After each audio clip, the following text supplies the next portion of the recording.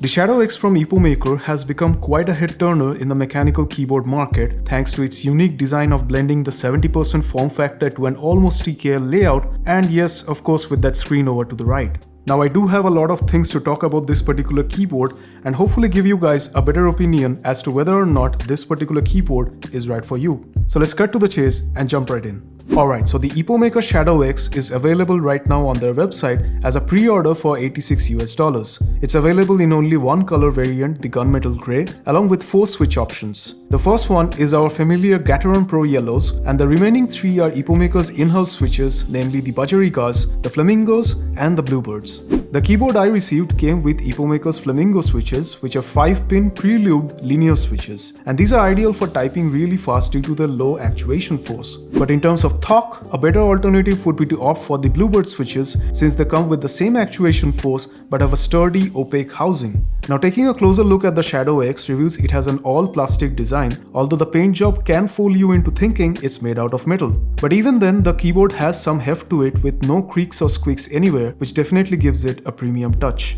On the top right hand corner of the keyboard is a metal knob whose only functionality is to toggle between the various connectivity modes like the wired, Bluetooth, the 2.4 GHz, and yeah, that's about it. In my opinion, it does feel like a weird design choice by EpoMaker, and I definitely wished this was a conventional volume knob instead. But leaving aside the disappointment for now, let's talk about that screen. It's a small vertical color display which has a decent resolution, and this can display various aspects of the keyboard including the current connectivity mode, the battery percentage, date and time, or you can toggle it to display certain GIFs that you can upload through EpoMaker's software.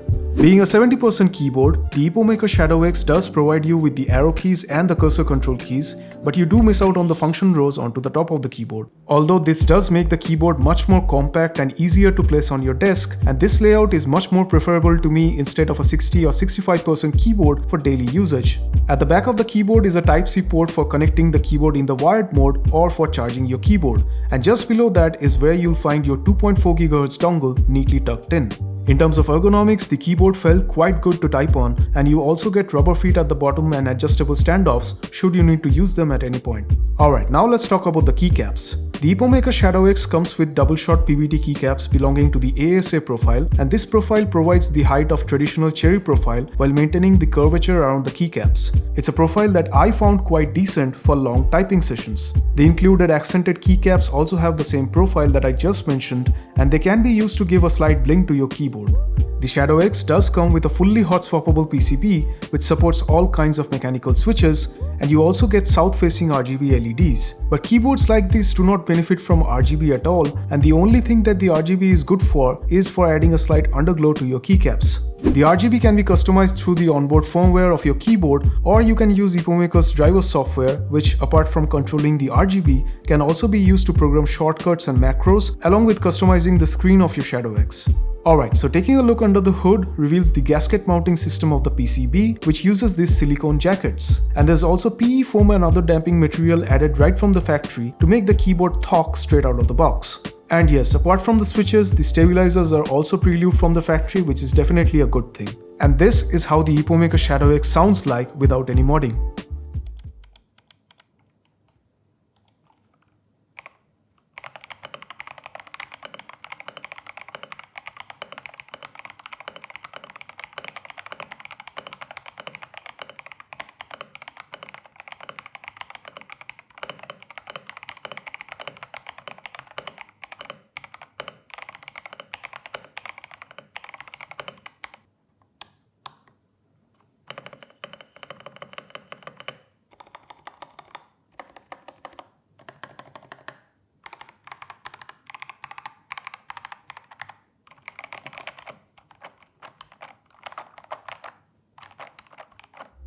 Alright, so the EpoMaker Shadow X does seem like a very good option for beginners who are looking for compact, talky keyboards that doesn't break the bank, and yes, having this screen right here definitely adds that novelty touch.